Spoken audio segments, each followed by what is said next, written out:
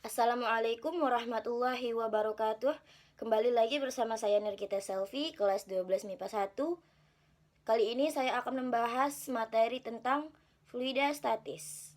Are you guys ready to learn more about that?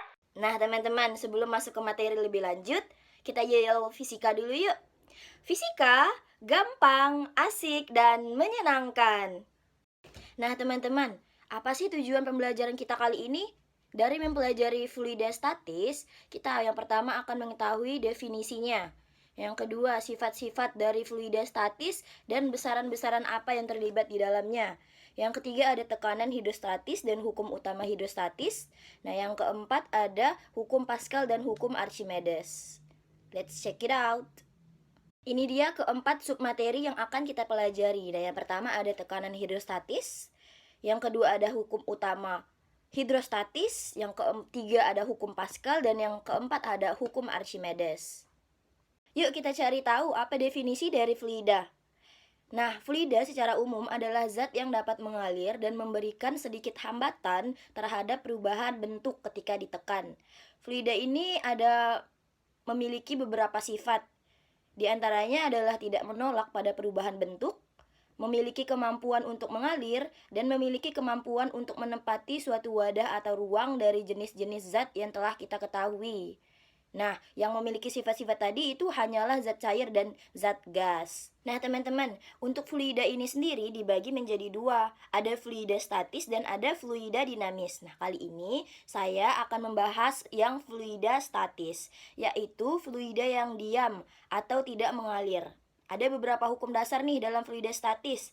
Tapi sebelum kita mempelajarinya, kita harus tahu dulu nih sifat penting dan besaran-besaran apa sih yang terlibat dalam pembahasan fluida ini. Nah, yang pertama ada kompresibel dan tak kompresibel. Yang kedua ada massa jenis. Yang ketiga ada viskositas. Keempat berat jenis. Kelima tegangan permukaan. Keenam kapilaritas. Ketujuh meniskus. Dan yang kedelapan ada kecepatan terminal. Pertama, kompresibel dan tak kompresibel. Cairan dan gas itu dapat kita bedakan dari segi kompresibilitasnya. Untuk kompresibilitas itu adalah kemampuan suatu zat untuk dimampatkan. Cairan merupakan zat yang tak kompresibel atau tidak dapat kita mampatkan karena tidak ada perubahan volume ketika ditekan. Nah, sementara itu, gas merupakan zat yang kompresibel atau dapat dimampatkan karena ada perubahan volume ketika ditekan. Yang kedua ada massa jenis. Massa jenis ini merupakan ukuran kerapatan dari suatu benda. Oleh karena itu, jika suatu benda mempunyai massa jenis yang besar, maka benda tersebut dapat kita katakan mempunyai kerapatan yang besar. Begitu juga nanti sebaliknya. Nah, massa jenis suatu benda ini dapat didefinisikan sebagai massa persatuan volume benda.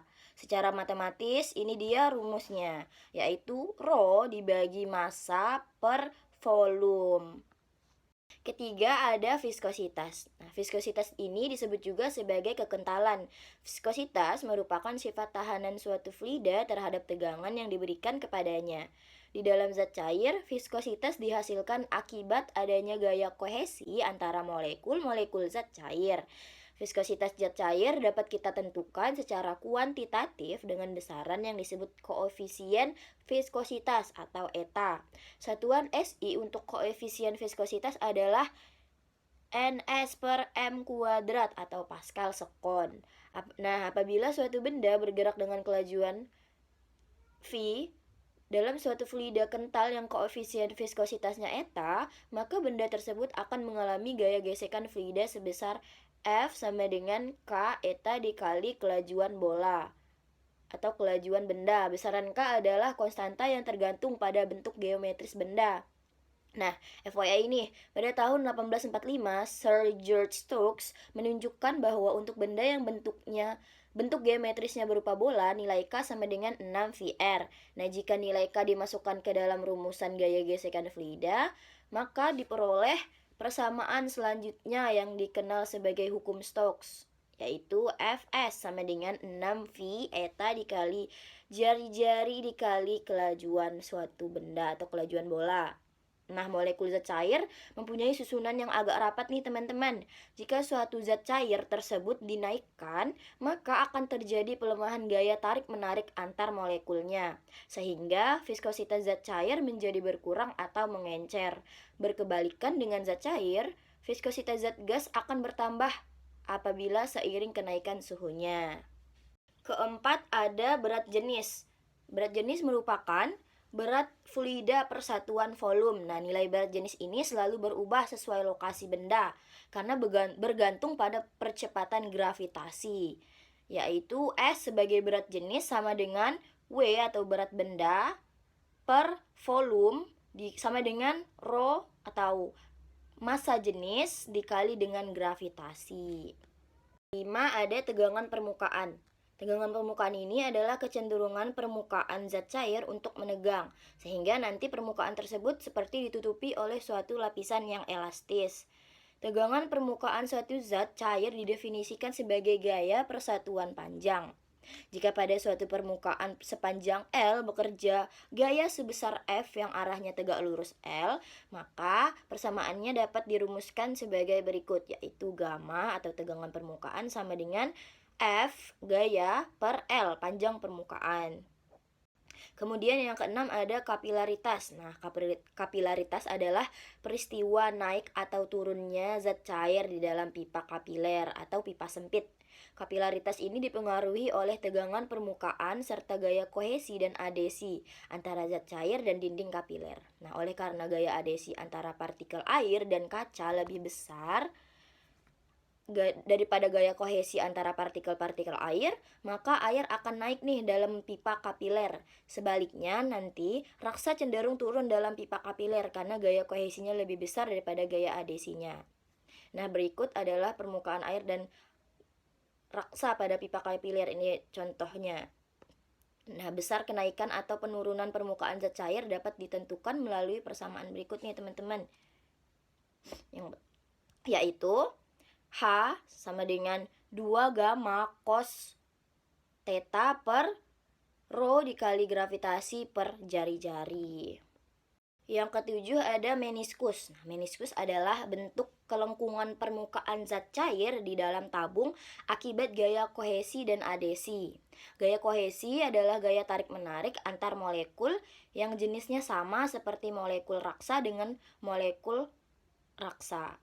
Gaya adesi adalah gaya tarik-menarik antar molekul yang jenisnya berbeda. Nah, seperti molekul air dengan molekul raksa, terdapat 2 jenis meniskus. Yang pertama ada meniskus cekung. Nah, meniskus cekung adalah kelengkungan permukaan zat cair yang berbentuk cekung atau melengkung ke dalam karena gaya kohesi lebih kecil dari gaya adesi. Meniskus cekung ini memiliki sudut kontak kurang dari 90 derajat. Sudut kontak adalah sudut yang dibentuk antara dinding yang bersentuhan dengan fluida dan garis singgung permukaan fluida yang menyentuh dinding. Nah, nanti zat cair dengan sudut kontak kurang dari 90 derajat akan membasahi dinding kaca dan menyebabkan naiknya permukaan zat cair pada pipa kapiler. Meniskus cekung dapat diamati pada air yang berada dalam tabung reaksi. Selanjutnya ada meniskus cembung. Adalah kelengkungan permukaan zat cair yang berbentuk cembung atau melengkung keluar karena gaya adesi lebih kecil dari gaya kohesi. Meniskus cembung memiliki sudut kontak lebih dari 90 derajat. Nah, zat cair dengan sudut kontak lebih dari 90 derajat ini tidak akan membasahi dinding kaca dan tidak menyebabkan naiknya permukaan zat cair pada pipa kapiler. Meniskus cembung ini dapat kita amati pada air raksa yang berada dalam tabung reaksi. Nah, yang ke-8 ada kecepatan terminal. Gambar di samping itu merupakan gambar kelereng yang dijatuhkan bebas di dalam oli atau fluida kental. Setelah kelereng dilepaskan, kelereng akan bergerak dengan kecepatan yang semakin besar sehingga nanti mencapai kecepatan terbesar yang tetap atau disebut kecepatan terminal. Nah, gaya-gaya yang bekerja pada kelereng itu adalah gaya angkat, gaya berat, dan gaya gesek atau gaya Stokes. Ini berarti kecepatan terminal suatu benda yang berbentuk bola dapat kita rumuskan sebagai berikut, yaitu Vt atau kecepatan terminal sama dengan 2/9 dikali R kuadrat dikali gravitasi per eta dikali lagi dengan rho B dikurang dengan rho F, yaitu rho B massa jenis bola, rho F nya adalah massa jenis fluida. Nah, setelah tadi kita mempelajari tentang kecepatan terminal, kita coba soal dulu ya teman-teman. Ini adalah soal HOTS, yaitu setetes embun dengan diameter 0,4 mm yang awalnya diam di atas daun kelor, tiba-tiba jatuh bebas dari daun tersebut. Diketahui massa jenis udara di sekitar tetesan embun adalah 1,3 kg per meter kubik. Massa jenis air adalah 1000 km 1000 kg per meter kubik dan koefisien viskositas udara adalah 1,8 dikali 10 pangkat 5 PA sekon. Jika tetesan embun tersebut mencapai kecepatan terminal, tepat saat sampai di tanah, jarak daun kelor ke tanah adalah dengan gravitasinya sama dengan 10 meter per sekon kuadrat. Ada opsinya, yang pertama A 0,5 M, B 1,125 M, C 1,215 M, D 2,43 M, dan E 4,46 M. Kita masuk ke pembahasannya. Diketahui V awalnya sama dengan 0 meter per sekon, yang awalnya ini diam. Kemudian diameternya ada 0,4 mm atau 4 kali 10 pangkat min 4 meter. Kita ganti jadi jari-jari, yaitu 2 kali 10 pangkat min 4 meter. Kemudian rho F sama dengan 1,3 kg per meter kubik, rho B sama dengan 1000 km per meter kubik, dan etanya itu sama dengan 1,8 dikali 10 pangkat min 5 Pascal sekon, dan gravitasinya adalah 10 meter per sekon kuadrat. Nah, ditanyakan hanya, kita jawab nih teman-teman. Mula-mula itu kan kita harus menentukan kecepatan terminalnya, yaitu Vt sama dengan 2/9 dikali R kuadrat dikali gravitasi per eta dikali lagi dengan rho B dikurang rho F. Kita masukkan 2/9 dikali 2 dikali 10 pangkat min 4 dikuadratkan 2 dikali 10 per 1,8 dikali 10 pangkat min 5 dikali lagi dengan 1000 dikurang 1,3. Kita jumlahkan 7989,6 dikali 10 pangkat min 7 per 16,2 dikali 10 pangkat 5 sama dengan 4,93 meter per sekon. Nah, oleh karena tetesan embun itu mencapai kecepatan terminal tepat pada saat sampai di tanah, maka berlaku rumus ini nih. Vt kuadrat sama dengan V0 kuadrat ditambah 2GH. Kita masukkan 4,93 kuadrat sama dengan 0 kuadrat ditambah 2 dikali 10H. 24,3049 sama dengan 20H. H itu sama dengan 1,215 M. Jadi, jarak daun kelor yang kita dapatkan, jarak daun kelor ke tanah ini adalah 1,215 meter. Nah, masuk ke sub materi yang pertama, yaitu tekanan hidrostatis. Tekanan hidrostatis adalah tekanan yang disebabkan oleh fluida tak bergerak yang memiliki berat. Tekanan hidrostatis ini dirumuskan sebagai berikut, yaitu pH atau tekanan hidrostatis sama dengan rho GH. Nah, ada tekanan mutlak nih teman-teman di dalam hidrostatis. Nah, itu tekanan mutlak adalah tekanan total hasil penjumlahan tekanan hidrostatis dengan tekanan atmosfer atau udara. Nah, secara matematis, tekanan mutlak dirumuskan sebagai berikut, yaitu PT sama dengan P0 ditambah rho GH. PT-nya adalah tekanan mutlak dan P0-nya adalah tekanan atmosfer, yaitu 1 atm atau 76 cm Hg sama dengan juga 10 pangkat 5 Newton per meter kuadrat. Nah, selain tekanan hidrostatis, ada juga hukum utama hidrostatis yang menyatakan bahwa semua titik yang terletak pada suatu bidang datar di dalam fluida atau zat cair memiliki tekanan yang sama. Secara matematis dirumuskan sebagai berikut, yaitu PA sama dengan PB atau ketekanan A sama dengan tekanan pada penampang B. Kemudian dijabarkan lagi, rho A dikali G HA sama dengan rho B dikali G HB. Kemudian rho A HA sama dengan rho B HB. Nah, teman-teman, ini adalah contoh atau implementasi nyata dalam tekanan hidrostatis. Ada botol yang dihubungkan atau bisa kita sebut sebagai bejana berhubungan. Kemudian mari kita masuk ke contoh soal, yaitu di dalam sebuah bejana berhubungan, salah satu kakinya berisi air. Rho A sama dengan 1 gram per sentimeter kubik dan kaki lainnya berisi minyak. Rho M sama dengan 0,8 gram per sentimeter kubik. Jika tinggi minyak 25 cm diukur dari bidang batas air dan minyak, tentukan selisih tinggi permukaan keduanya. Yuk kita masuk ke pembahasan. Diketahui Rho A sama dengan 1 gram per sentimeter kubik, Rho M-nya 0,8 gram per sentimeter kubik, dan HM-nya sama dengan 25 cm. Nah, yang ditanyakan adalah HM dikurang HA atau selisih tingginya, selisih dari tinggi permukaan. Kita jawab, berdasarkan dari hukum utama hidrostatis, kita peroleh Rho A dikali HA sama dengan Rho M dikali HM. Jadi 1 dikali HA sama dengan 0,8 dikali 25. Jadi didapatkan bahwa HA-nya sama dengan 20 cm. Dengan demikian kita peroleh bahwa HM dikurang HA sama dengan 25 dikurang 20 sama dengan 5 cm. Jadi selisih tinggi permukaan keduanya adalah 5 cm. Kita masuk ke submateri yang ketiga, yaitu hukum Pascal. Nah, hukum Pascal ini menyatakan tekanan yang diberikan pada suatu fluida dalam ruang tertutup akan diteruskan sama besar ke segala arah. Nah, secara sistematis, ini dia rumusnya. P1 sama dengan P2, yaitu F1 per A1 sama dengan F2 per A2. Maka, apabila persamaan tersebut kita turunkan, diperoleh F1 per F2 sama dengan A1 per A2 sama dengan Pi R1 kuadrat per Pi R2 kuadrat, yaitu sama dengan R1 per R2 dikuadratkan. Kemudian F1 per F2 sama dengan A1 per A2, yaitu 1 per 4 Pi D1 kuadrat per 1 per 4 Pi D2 kuadrat sama dengan D1 per D2 dikuadratkan. Nah, ini adalah gambar dari pencucian mobil yang merupakan implementasi dari hukum Pascal.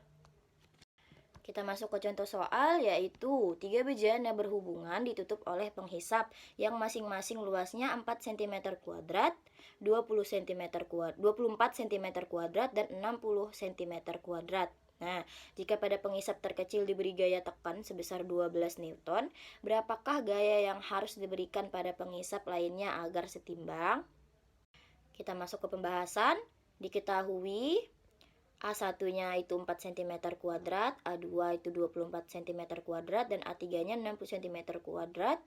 Kemudian F1-nya sama dengan 12 Newton. Yang ditanyakan adalah F2 dan F3 itu berapa?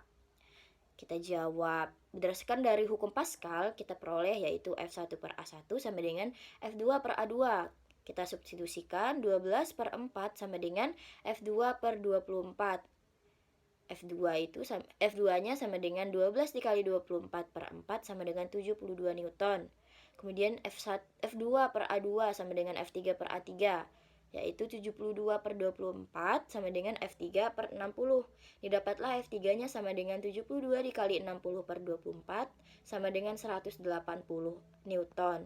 Jadi besarnya gaya harus diberikan pada penghisap 2 dan penghisap 3 berturut-turut adalah 72 Newton dan 180 Newton. Submateri yang terakhir adalah hukum Archimedes.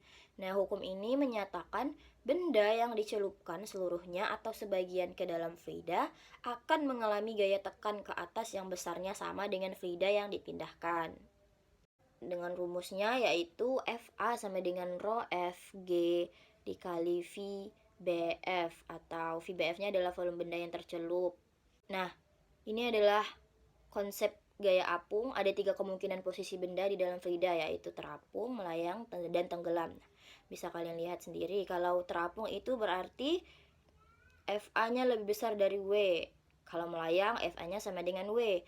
Kemudian tenggelam itu FA-nya lebih kecil dari W. Nah, ini adalah bentuk nyatanya dari terapung. Nah, yang telur sebelah kiri itu telurnya terapung. Kemudian telur yang di tengah itu telurnya melayang, dan telur yang ketiga tenggelam. Nah, teman-teman, setelah memahami konsep gaya Archimedes, bagaimana dengan berat suatu benda yang ditimbang di dalam fluida? Berat benda di dalam fluida ternyata lebih kecil dibandingkan dengan berat benda di udara loh. Hal ini disebabkan oleh adanya gaya apung. Berat benda di dalam fluida atau yang biasa disebut berat semu secara matematis dirumuskan sebagai berikut, yaitu WBF, yaitu berat benda dalam fluida, sama dengan WU, berat benda di udara, dikurang FA atau gaya apung, gaya Archimedes. Kemudian dijabarkan lagi, WBF-nya sama dengan rho B dikurang rho F dikali VBF dikali G. Kalian bisa lihat keterangannya. Kemudian kita masuk ke contoh soal. Sebuah benda dicelupkan ke dalam minyak dengan massa jenis rho M sama dengan 0,8 gram per cm kubik. Ternyata 25% dari volume benda terapung di atas permukaan minyak. Berapakah massa jenis benda tersebut? Kita masuk ke pembahasan. Diketahui rho M sama dengan 0,8 gram per cm kubik. Untuk VB-nya sama dengan 100% dan VBF atau volume benda yang tercelup itu 100% dikurang 25%, yaitu 75%. Yang ditanyakan adalah PB, massa jenis benda. Kita jawab berdasarkan rumus perbandingan volume benda yang tercelup dalam fluida dan volume benda di udara, kita peroleh yaitu rho B sama dengan VBF per VB dikali dengan rho M. Nah, masukkan 75% per 100% dikali 0,8. Didapatkanlah 0,6 gram per cm kubik. Jadi, massa jenis benda tersebut adalah 0,6 gram per cm kubik. Nah, tadi kan kita hanya membahas tentang teori. Kemudian sekarang saatnya kita akan melihat implementasi dari hukum Archimedes secara langsung dalam kehidupan sehari-hari kita. Yang pertama ada balon udara, ada kapal laut, kapal selam, dan galangan kapal. Nah, udara juga ini merupakan fluida, teman-teman. Oleh sebab itu, udara itu dapat memberikan gaya ke atas pada setiap benda. Gaya ke atas yang dikerjakan oleh udara pada benda sama dengan berat udara yang dipindahkan oleh benda tersebut. Prinsip inilah yang digunakan pada balon udara yang diisi gas panas, sehingga balon dapat menggelembung dan volumenya bertambah. Hubungan antara gaya ke atas dan volume udara yang dipindahkan balon itu dapat kita ketahui sebagai FA sama dengan rho GV. Kemudian untuk kapal laut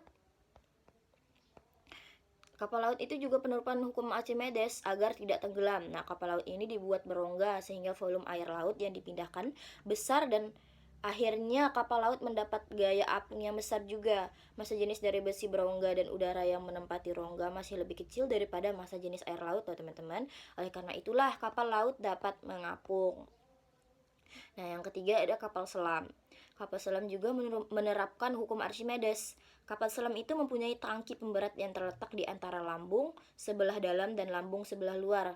Nah, tangki ini itu dapat diisi udara saat ingin mengapung dan dapat diisi air laut saat ingin tenggelam. Nah, yang keempat ada galangan kapal. Apa sih galangan kapal? Galangan kapal adalah alat yang dapat mengangkat kapal ke atas. Galangan kapal juga menerapkan hukum Archimedes, teman-teman.